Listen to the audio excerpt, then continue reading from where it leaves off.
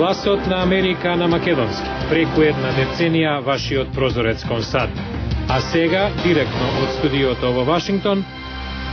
Добро вечер, ова е ТВ журналот News Flash на Гласот на Америка на македонски јазик, а во наредниве 8 минути со вас ќе биде Лилица Китановска. Се урна афганистански патнички авион. Иран направи договор за замена на гориво со Турција. А во Соединетите Американски држави официјални лица велат дека не се задоволни од напорите на British Petroleum за запирање на изливот на нафта во Мексиканскиот залив. За потсетување, ова трае од 20 април. Афганистански патнички авион со 43 патници, од кои 6 иностранци, се урнал во планински дел на северен Афганистан, соопштија властите. Авионот на компанијата Pamir Airways се сообраќал од северниот град Кундуз кон Кабул. НАТО соопшти дека испратил авион со човечки екипаж на последната позната локација на исчезнатиот авион. Кон местото на настанот се упатили 2 хеликоптера.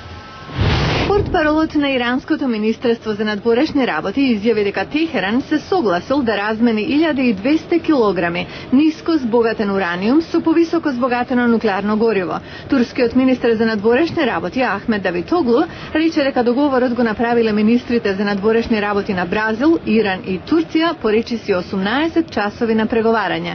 Тој рече дека повеќе нема потреба од санкции на Обединетите нации спрема Иран. По договорот засега нема реакција од САД или од друга светска сила.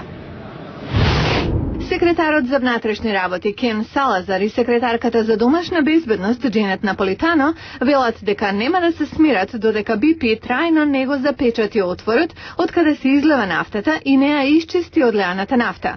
Компанијата користи туба долга речиси 2 километри за спроведување на нафтата од пукнатата цевка во танкер на површината на водата.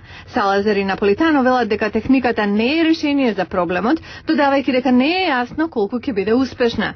Од цевката што беше оштетена во експлозија на платформа на 20 април, досега имаат истечено 100.000 литри нафта во Мексиканскиот залив.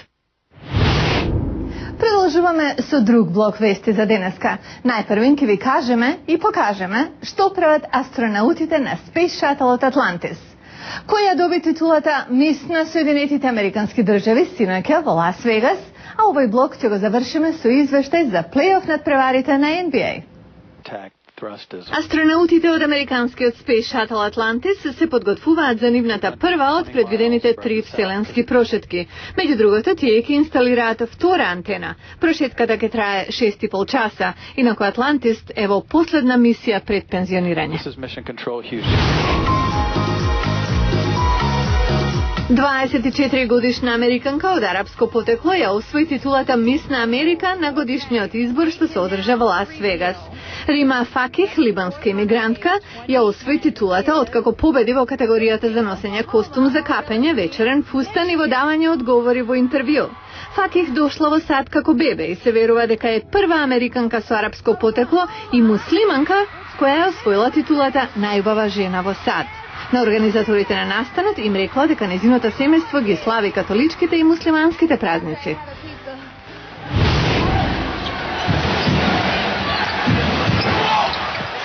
NBA, гостите Бостон Селтикс го победија Орландо Меджик со 92-88 во првиот надпревар од серијата најдобар во 7 во финалето на Источната конференција.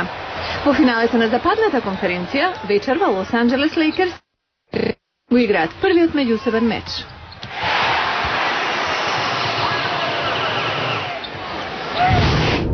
Администрацијата на Обама најави дека ќе стави крај на војната со дрога и ќе лансира нов пристап што повеќе ќе се фокусира на превенција и лекување. Критичарите велат нема големи промени освен во терминологијата. Гледиштата на двете страни во приложение. Мексиканските наркокартели, насилството меѓу бандите честопати се смета дека се должат на проблемот со илегална дрога во Америка. Но шефот за политиката против дрогата во Белата куќа Гил Керликовски вели дека голем дел од вината лежи на оваа страна на границата.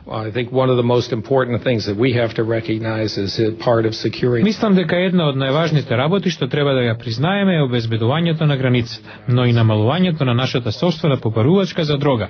Ако не бевме нација со голем број на конзументи, немаше да биде толку голем мотивот за профит од криумчарењето преку граница.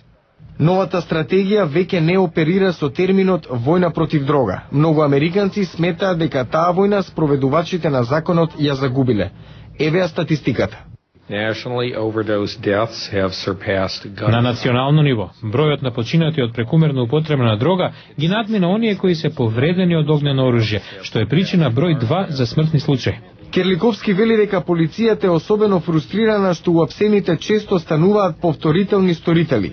Новата стратегија повеќе се фокусира на превенција и лекување во заедницата, како и бесплатна замена на шприцови за зависниците, за да ги привлечат кон третман.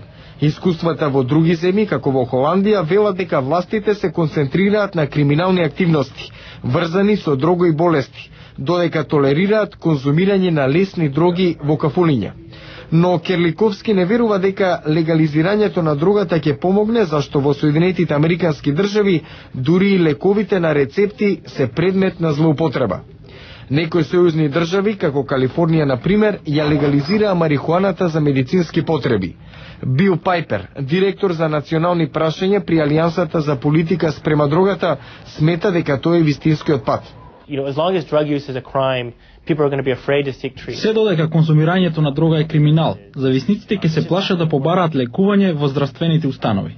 Тој вели дека новата стратегија е само продолжение на старата, зашто и покрај намената на повеќе ресурси за лекување и превенција, најголем дел од парите сепак одат за спроведувачите на законот. Ако ништо друго, евидентно е дека оваа администрација сака нешто да промени во приодот кон овој проблем. А вие бидете со нас и утре, ви најавуваме прилог на вечната тема како да се направат пари во време кога на валутата и паѓа вредноста. Утре во Newsflash, додека цената на златото расте, еден предприемач добил златна бизнес идеја. Гледајте во утрешен Newsflash. Ова беа вестите за денеска. Го гледавте Newsflash на Гласот на Америка на македонски јазик, а јас сум Лилица Китановска од студиото во Вашингтон.